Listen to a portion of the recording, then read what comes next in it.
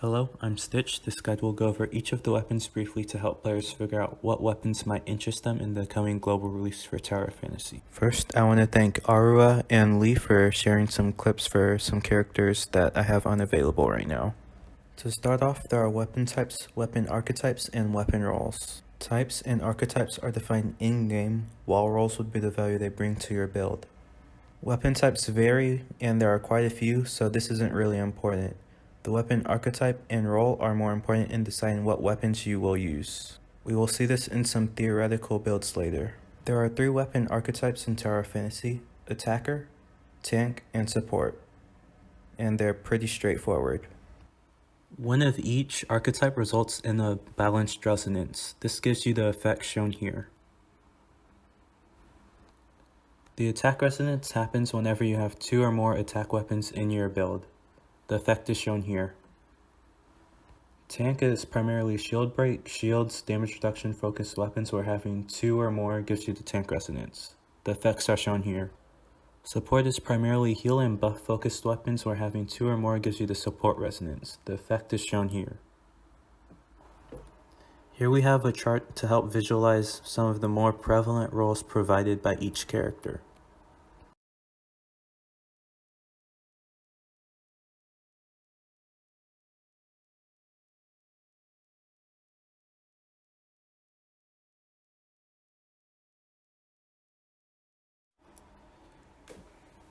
Bai Yuekui. Her weapon is a lightning element Tang Dao.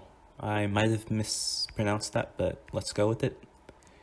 Her roles would be shield break and DPS. This is good to have in your build so you can break shields and interrupt boss skills, as well as have iframes on her skill for safety.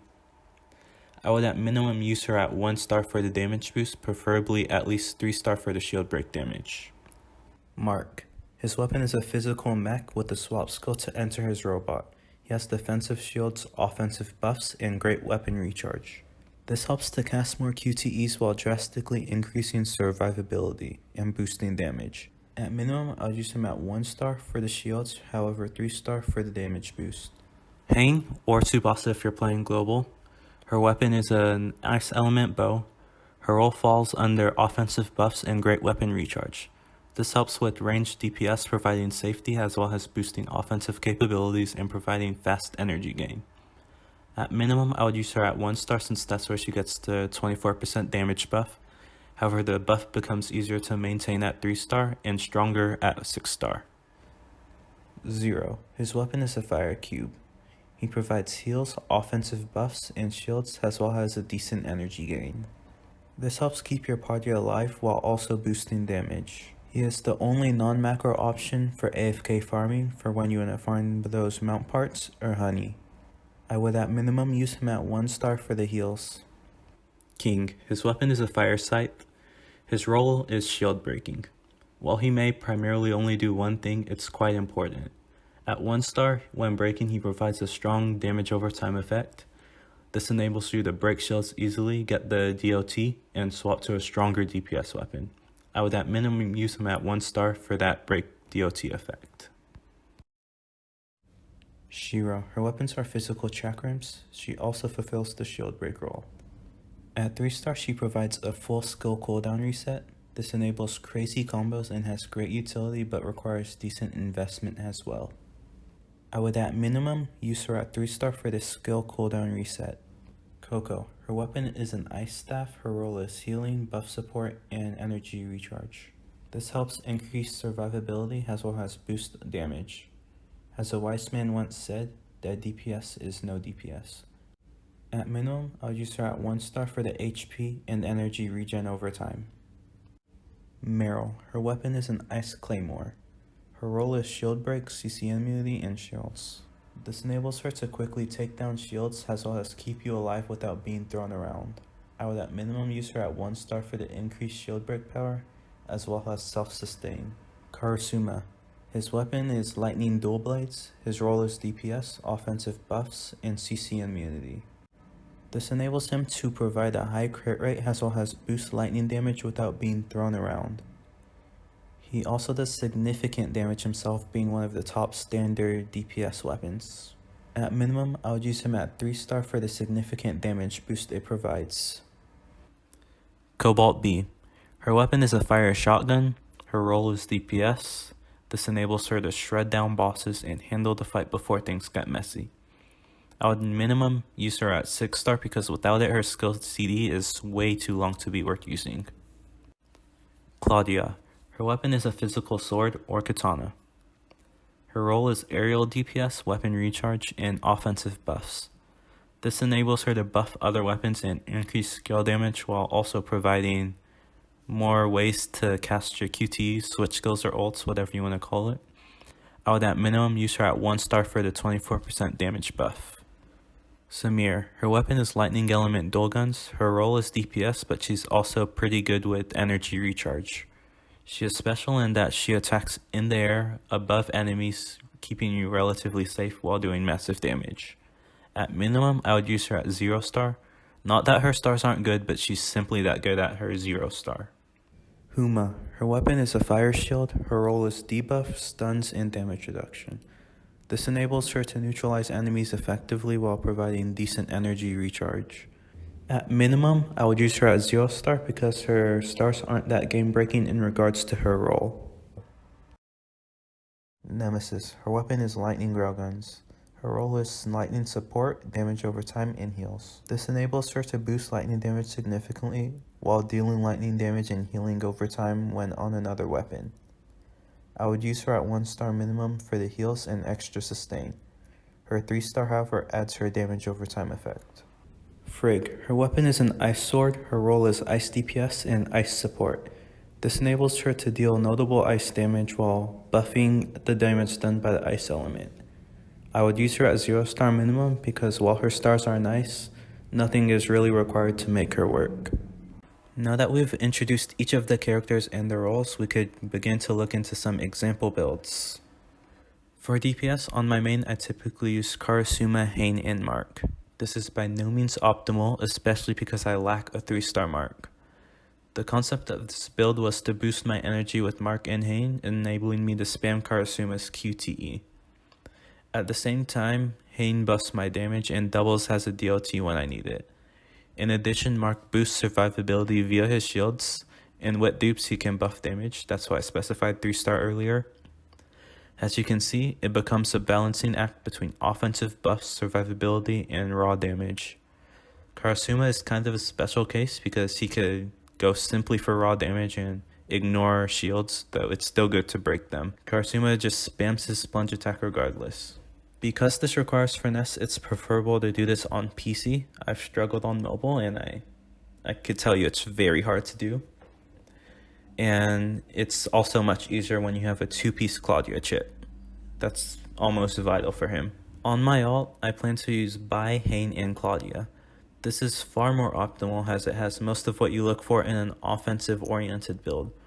While this build may lack shields and survivability, it has damage, and more damage. Bai handles the heavy lifting, shield break, as well as having iframes during her active skill. Hane and Claudia are both used to charge energy for Bai to spam her QTE, but they also both buff damage, with Hane giving a 40% damage buff at 6 stars, and Claudia giving a 24% damage buff at 1 star. In solo play, bosses get shredded, and in team play, you could carry as a DPS. While it may not be as forgiving as builds with some survivability, it makes up for it with damage output. As of now, I don't have Claudia, and I'm not willing to invest in another weapon because as free to play, it's already hard enough to get dupes of a weapon. However, the best early game whale DPS build is Samir, Hane, and King. This is because King offers shield break as well as damage over time with a shield break. King also happens to be one of the 3 options for an attack roll shield break weapon, the others being Shiro and Bai Yuekui. Hane gives a 40% damage buff as well as charges energy for your QTEs. Samir carries damage while safely attacking from the air. It also helps that this is a tri-elemental build, so there is always an option of using a non-resisted weapon. A balanced DPS build can output even more, however. One example of this is Marc, Nemesis, and Samir. While Marc really wants his dupes to grant his damage buff and provide more shields, it's truly worth the cost. Nemesis in this case provides damage over time, heals, and energy, while Marc basically ensures you don't die with his shields. And Marc provides a 35% damage buff at his 3-star for Samir as well. Samir in this case provides energy as well as carries your damage. Samir attacks safely from the air, keeping you out of harm's way, helping boost survivability as well. Not to mention how many switch skills, QTEs, ults, whatever you want to call it, how many of them you'll be able to spam in such a comp. Currently, the best DPS build consists of 6-star Bai Yuekui, Marc, and Nemesis. Bai breaks shields while having a strong dodge attack and the highest damage in the game as of now. Marc grants a 35% damage buff as well as shields, making one almost invincible. Nemesis provides a strong 50% lightning damage buff for Bai as well as a strong DLT effect, often healing more than per support healers and doing more damage than Samir. DPS isn't all that matters, however, even if it is generally the best way to clear content for a couple of reasons, like solo content wanting you to have more damage, and some endgame content just hitting too hard for you to try and tank or heal it off. This is in addition to things like Marc that enable a damage focus setup to boast strong survivability as well. As such, tanking is generally not optimal because of mechanics, like tanks losing out on damage just from the resonance. Simply put, in this game, tanks have an aggro buff and damage reduction. But if a DPS can maintain aggro through their damage while avoiding damage, wouldn't a good DPS just outperform a tank? The answer is yes. All of this stuff still doesn't discount the value tanks have. In specific endgame content such as Frontier Clash on Hard or raids, the boost tanks get in breaking power and aggro and survivability is what you need to prevent annoying mechanics and party wipes. We all know how annoying bosses that jump across the map can be, especially tanky ones. A good tank build could easily be Marc, Meryl, and Hane. Meryl has the strongest breaking power in the game as of now, as well as CC immunity already proving her worth. Her QTE will trap enemies, but it will also trap your allies. She also does decent damage with her spin attack. Marc provides shields, energy, and a damage buff, as well as CC immunity. Hane provides ranged damage, damage over time, and energy to spam more QTEs. There will be a link in the description showcasing this as well. Healer builds will typically want to run one shield break weapon to prevent boss skills or ultimates, but they can run full support as well. As there are only 4 support weapons, a good build would be 2 weapons from Zero, Nemesis, or Coco, as well as a shield break weapon being Shiro or Meryl. Zero provides shields as well as offensive buffs and heals to the party. He has a party-wide 3-second iframe on his QTE and good energy gain as well. Nemesis has damage over time from her 3-star and heal over time from her 1-star, while Coco has offensive buffs and CC immunity from her 3-star, as well as a strong burst heal. At high stars, Nemesis even offers damage which is comparable to Samir, and it could be a very good option for healer mains. Meryl has the strongest breaking power, while Shiro's active skill boosts shield break power and damage for the party. She also has a skill cooldown reset when she breaks enemies from her 3-star. There will be a showcase for supports as well in the description. Much of the utility each weapon can provide highly depends on the dupes you can get on the weapon. As such, it's important to know what you want to work with as a free-to-play. Personally, this ended up with me giving Hane a lot of value because she provides a strong damage buff as well as energy to charge your QTEs more often.